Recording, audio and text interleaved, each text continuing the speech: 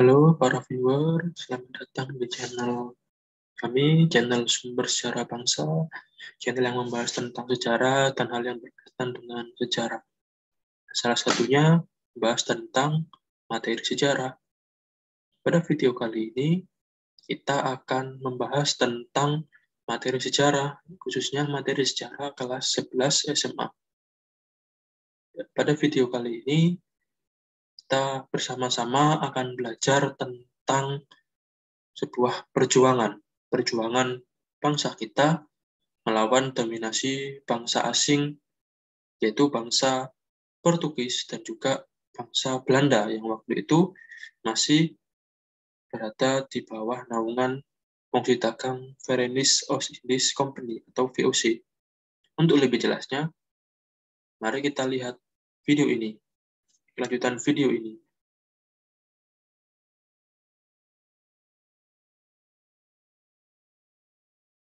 Yang pertama, yaitu jalannya perlawanan Maluku melawan Portugis. Bagaimanakah perlawanan Maluku atau orang-orang dari Kepulauan Maluku melawan dominasi Portugis? Pada tahun 1521 adalah tahun di mana Portugis ini berhasil memasuki Kepulauan Maluku, di mana Portugis ini memusatkan aktivitas perdagangannya di wilayah Kesultanan Ternate. Di awal-awal Portugis masuk itu dan juga sudah menjalin hubungan dengan Kesultanan Ternate.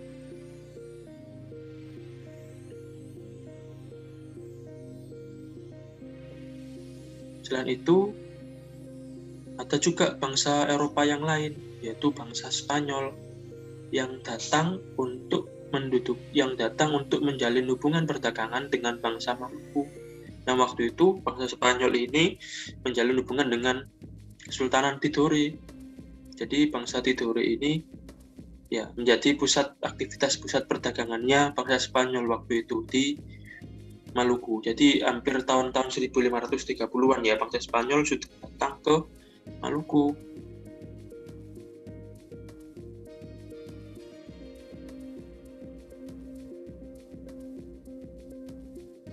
Di sini kedua bangsa ini, mereka ini saling bersaing. Jadi bangsa Portugis, bangsa Spanyol karena mereka adalah sama-sama perantauan sama-sama negara dari Eropa yang jauh di sana.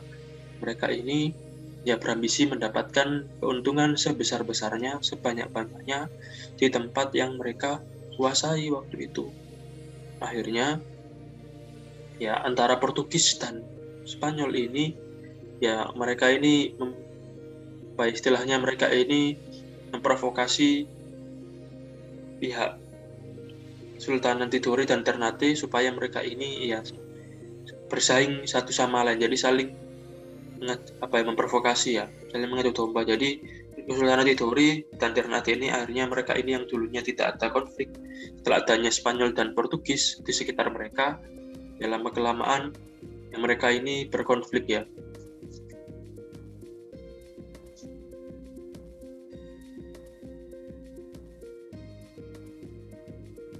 Kemudian pada tahun 1529 juga terjadi pertempuran antara Tidore atau Kesultanan Tidore melawan Portugis. Kira-kira seperti inikah ilustrasi pertempurannya.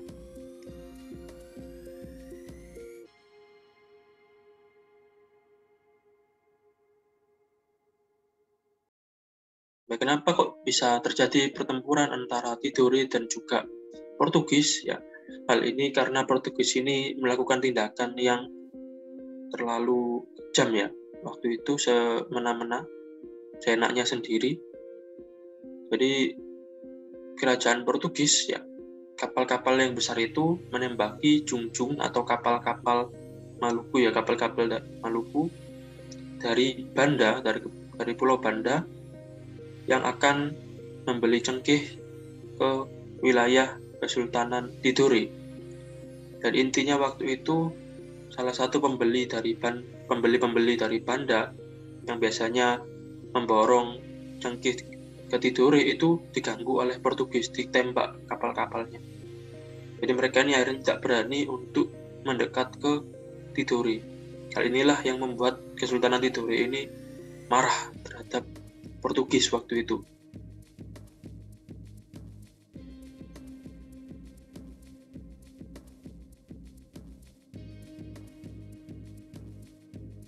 Meskipun di sini Portugis dan Tidore ini ya seru terus melakukan peperangan ya. Jadi perangnya itu perang di lautan karena ini adalah pertempuran di kepulauan.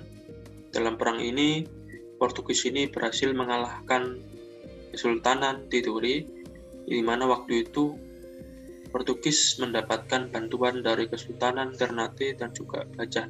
Waktu itu Portugis ini bisa menang karena dapat bantuan dari penguasa lokal, yaitu penguasa Ternate dan penguasa Bajan.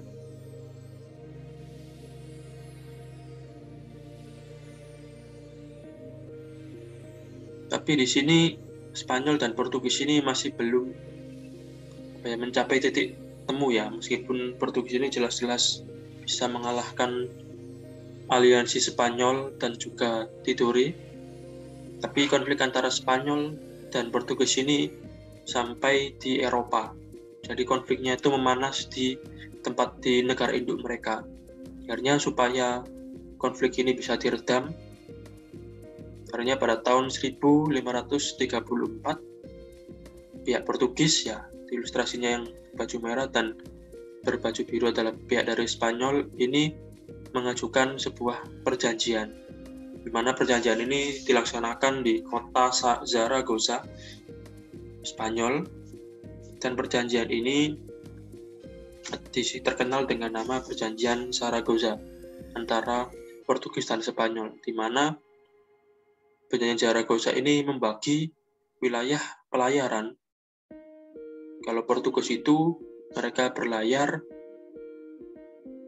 ke baratnya Eropa, sedangkan melalui Spanyol itu yang ke baratnya lewat baratnya Eropa, sedangkan yang Portugis melewati sebelah timurnya Eropa. Jadi membagi wilayah pelayaran kedua negara ini.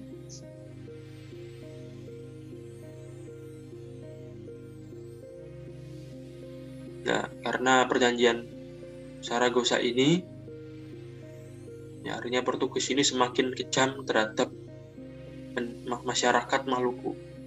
Jadi Portugis ini memaksa supaya hanya Malukulah yang menjadi pembeli dari produk hasil bumi mereka. Tentunya karena hanya mereka yang beli, akhirnya mereka ini memainkan harga. Mereka meminta harga yang sangat murah, sehingga petani-petani rempah-rempah ini hanya mendapatkan keuntungan yang terbatas. Tapi keuntungan yang paling banyak itu ada di Portugis, karena Portugis ini berhasil menjadi pembeli rempah-rempah dan juga supplier rempah-rempah di Eropa. Akhirnya Portugis ini memainkan harga, seperti itu.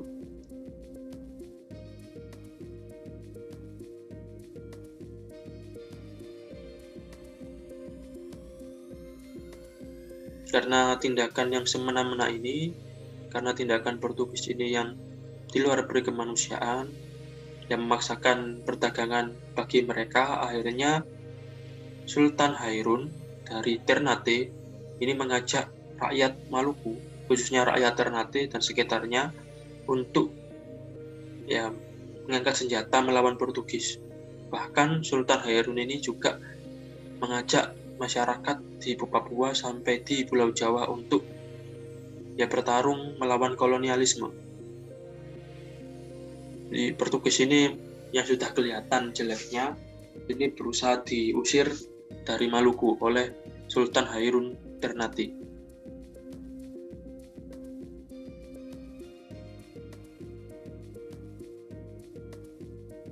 Karena pertempuran ini cukup sengit, akhirnya Sultan Hairun ini ditawari sebuah perjanjian.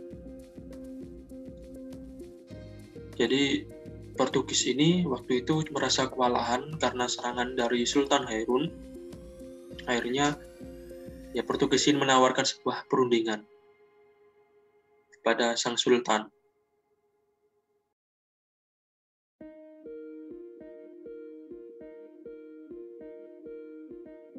Akhirnya karena Sultan Harun ini sangat mementingkan nyawa para prajuritnya, sangat mementingkan nyawa ya orang-orang yang membantunya, akhirnya Sultan Harun ini ya mencoba untuk melakukan aksi yang damai, yaitu dengan membuat sebuah perjanjian dengan Portugis.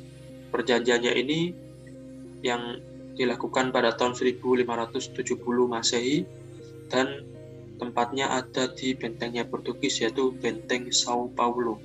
Ini adalah gambar dari Benteng Sao Paulo yang sekarang. Jadi bentengnya itu seperti ini.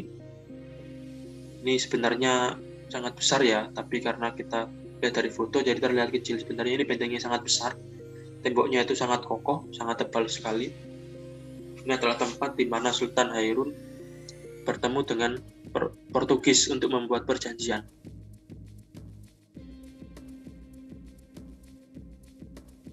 Akan tetapi, ini sebenarnya hanyalah tipu daya muslihat dari Portugis. Portugis di sini ternyata tidak berniat untuk melakukan perundingan, tidak benar-benar berniat.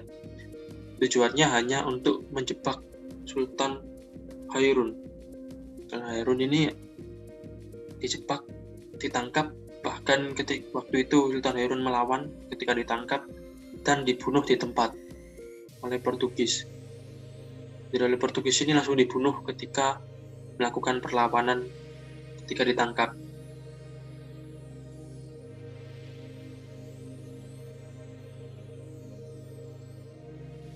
Harapannya pembunuhan dari Sultan Harun ini ya membuat masyarakat Maluku takut. Jadi mereka bisa tunduk kepada Portugis, tetapi dalam kenyataannya perlawanan terus berlanjut. Dan waktu itu yang memimpin perlawanan adalah Sultan Baabullah, yang merupakan putra mahkota Kesultanan Ternate waktu itu ya. Jadi Sultan Harun ini digantikan oleh putranya yaitu Sultan Baabullah untuk melanjutkan perlawanan.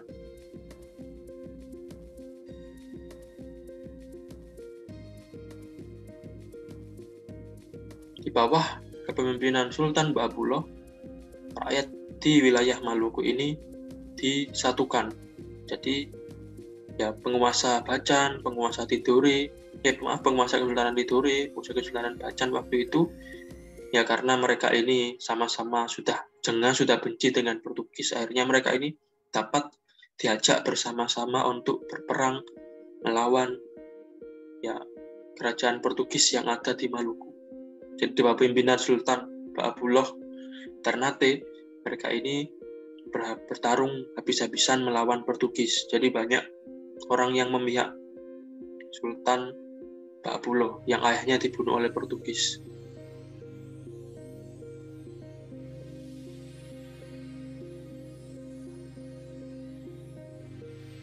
Karena serangan yang terus-menerus dilancarkan oleh pasukan Sultan Baabullah dan aliansinya, akhirnya Portugis dapat didesak dan pada tahun 1575 Masehi ya, berhasil diusir dari Ternate.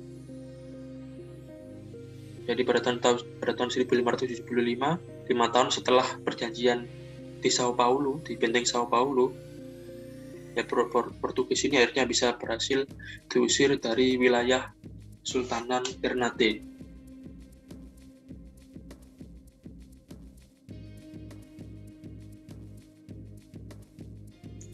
Dan akhirnya orang-orang Portugis ini melarikan diri dari wilayah Ternate karena merasa tidak aman dan mulai menduduki wilayah Ambon sampai pada tahun 1605 Masehi. Jadi dari tahun 1575 sampai 1605 untuk sekitar 30 tahun ya Portugis ini menetap di Ambon.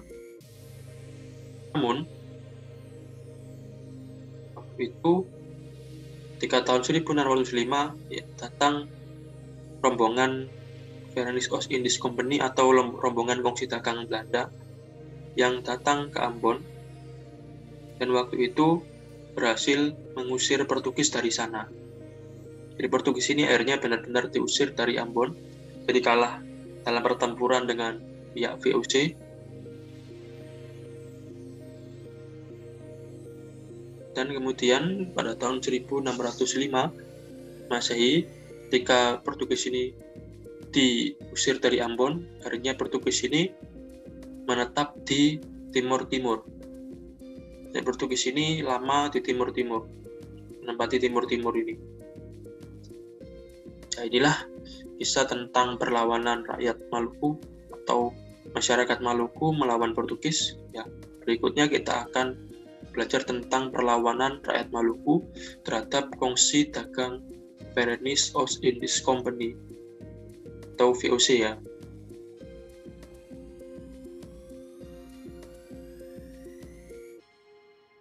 Nah, di sini ketika VOC ya menduduki Maluku, ya seringkali terjadi perlawanan.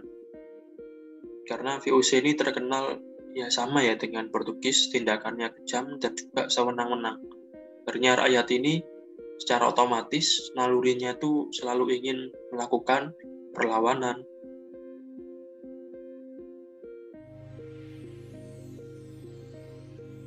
Ini salah satu perlawanannya adalah ketika di tahun 1635 sampai tahun 1646 Masehi ya terjadi serangan sporadis, ya, serangan secara diam-diam yang terus-menerus yang dilakukan oleh masyarakat di pulau itu terhadap ya Kongsi Dagang VOC yang di perlawanan ini dipimpin oleh Kai Kali dan Teluka Besi. Ini adalah pimpinannya waktu itu.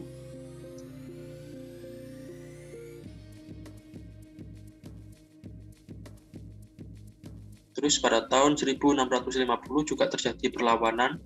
Perlawanan ini dilakukan oleh masyarakat Ternate terhadap Kongsi Dagang VOC, di mana perlawanan ini adalah perlawanan yang dipimpin oleh tokoh di sana yaitu Kecili Said. Sekali lagi perlawanannya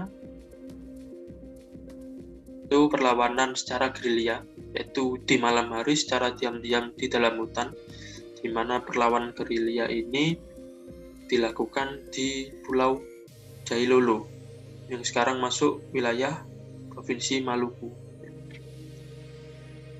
Jadi terus-menerus ya, tadi ada perlawanan di pulau itu, ada perlawanan di Ternate, ada perlawanan di Jailolo. Berarti di sini VOC ini sangat-sangat tidak beri kemanusiaan ya, sangat-sangat semenang-menang sampai orang-orang ini secara naluri ini terus-menerus mereka melakukan pemberontakan, perlawanan terhadap mereka.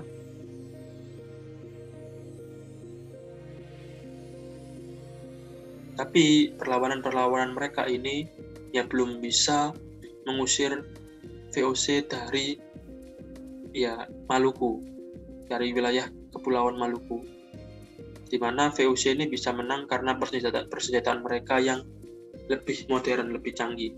Ya bayangkan ya, orang-orang Nusantara waktu itu hanya punya senjata panah, pedang, sedangkan VOC yang datang dari Eropa mereka sudah membawa senapan.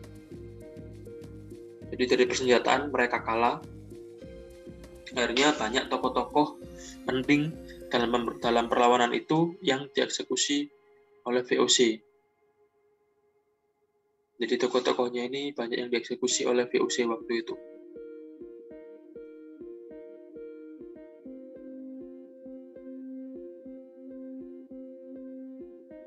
Karena VOC ini merasa sudah bisa menakut-nakuti rakyat, kedudukannya semakin kuat. Jadi rakyat ini mau tidak mau harus tetap patuh terhadap VOC yang berkedudukan di Maluku. Artinya VOC ini ya terus memaksakan monopolinya. Bahkan VOC ini melakukan sebuah patroli yang disebut dengan pelayaran Hongi. Jadi pelayaran Hongi ini adalah sebuah patroli kapal VOC menggunakan perahu lokal. Ini adalah gambar perahu lokal yang digunakan VOC, yaitu Kora-Kora Panditue kalau mereka menyebutnya, tapi sebenarnya ini adalah kapal Kora-Kora, kapalnya rakyat Maluku. mana kapal-kapal itu nanti dilengkapi dengan senapan tembak. Jadi kalau misalkan ada kebun-kebun yang tidak terdaftar VOC, ini kebunnya nanti dimusnahkan oleh pasukan kapal kora-kora. Jadi pasukan ini mencari lahan-lahan yang belum terdaftar, yang tidak diketahui VOC, supaya ya rempah-rempah ini tidak banyak produksinya ya. Jadi rempah-rempahnya itu produksinya itu terbatas. Jadi benar-benar VOC ini selain mengendalikan penjualan, juga mengendalikan produksi dari tanaman rempah-rempah. Terus kalau misalkan juga menemui perahu yang akan menjual rempah-rempah selain kepada mereka, ya perahunya dibakar dan yang menjual langsung dibunuh. Jadi kita bayangkan betapa kejamnya waktu itu ketika orang-orang rakyat Maluku ini di bawah kekuasaan fungsi dagang VOC yang tidak mengenal peri kemanusiaan, hanya mementingkan keuntungan mereka sendiri.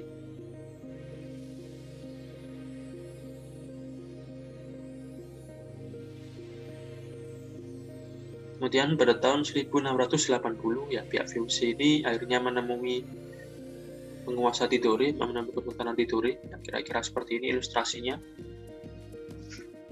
dan memaksakan pihak Kesultanan Tidore untuk melakukan sebuah perjanjian.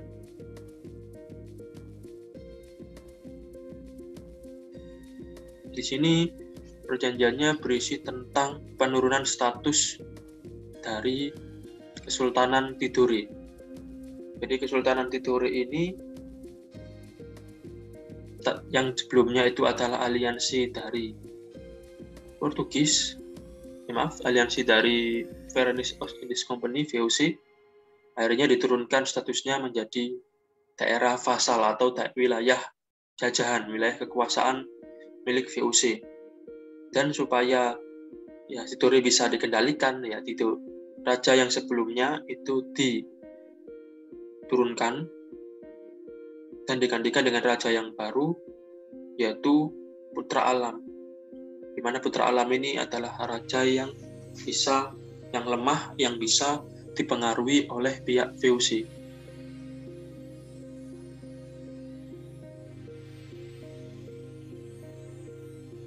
Di sini penempatan Kesultanan Tidore sebagai daerah vasal atau sebagai wilayah jajahan ini menimbulkan protes yang sangat keras dari Pangeran Nuku Muhammad Amiruddin. Ya, seperti inilah lukisan foto beliau. Ini adalah tokoh Maluku yang akan melakukan perlawanan terhadap dominasi VOC.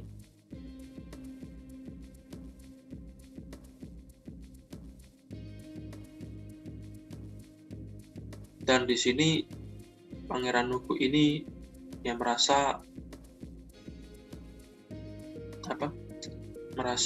sangat kecewa ya dengan keputusan dari VOC, di mana VOC ini hanya menganggap Kesultanan Tidore sebagai wilayah jajahannya.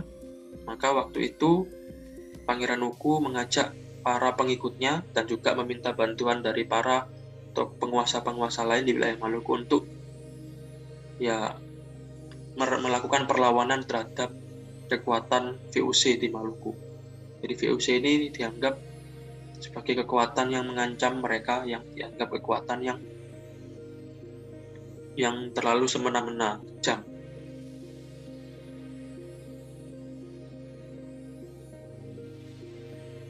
Terus Pangeran Maluku ini kebetulan juga mendapatkan bantuan dari rakyat atau masyarakat Papua di bawah pimpinan Raja Ampat.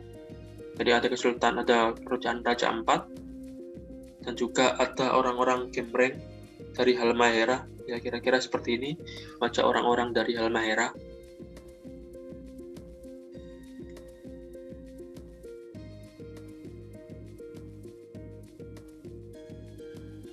Kemudian oleh para pengikutnya, Sultan Pangeran Nuku ini akhirnya diangkat sebagai Sultan Tidore Padahal sebenarnya yang diangkat oleh VOC itu adalah putra alam. Dan di sini Sultan Nuku ini mendapatkan gelar Tuan Sultan Amir Muhammad Saifuddin Syah. Dan ini ilustrasi pengangkatan Pangeran Nuku oleh pengikutnya sebagai Sultan Tidore.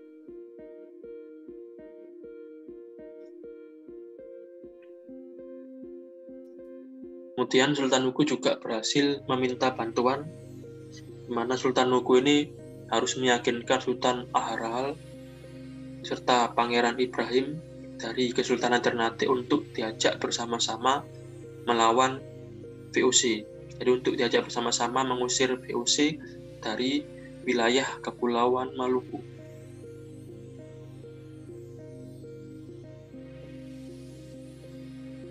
Di sini karena Sultanan Ternate dan Tidore ini juga membutuhkan bantuan, akhirnya Inggris ini mencoba untuk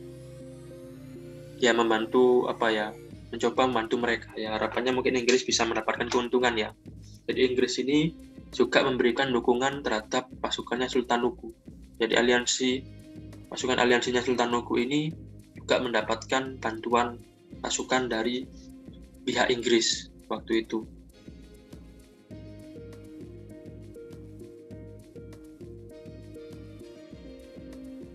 Nah, ini ilustrasinya. Jadi pasukan Belanda ini akhirnya kewalahan, merasa sangat terdesak, mendapatkan serangan bertubi-tubi dari pasukannya Sultan Nuku beserta aliansinya dengan Inggris.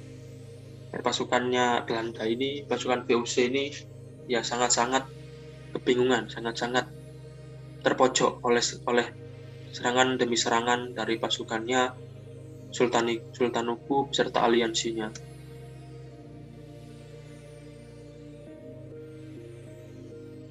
Sampai akhirnya ya Belanda ini atau VOC ini ya berhasil dikalahkan. Nantinya VOC ini hanya bisa hidup di Ambon. Jadi di wilayah Maluku mereka tidak punya tempat. Dan akhirnya Sultan Nuku berhasil mengembangkan pemerintahannya yang berdaulat, yang adil, damai, dan makmur sampai akhir hayatnya di tahun 1805. Dan begini ya ilustrasi kehidupan waktu itu. Jadi mereka ini damai tanpa ada gangguan dari pihak asing. Jadi Inggris yang sebelumnya membantu juga tidak ikut campur lagi dalam urusannya Kesultanan Tidore. Nah, dan untuk pembahasan materi sejarah pada video ini, tolong jangan lupa untuk melakukan subscribe, like, dan share supaya channel ini terus berkembang dan channel ini terus memberikan hal-hal yang bermanfaat, terus mengupload hal-hal yang bermanfaat, pengetahuan yang bermanfaat bagi para viewer semua.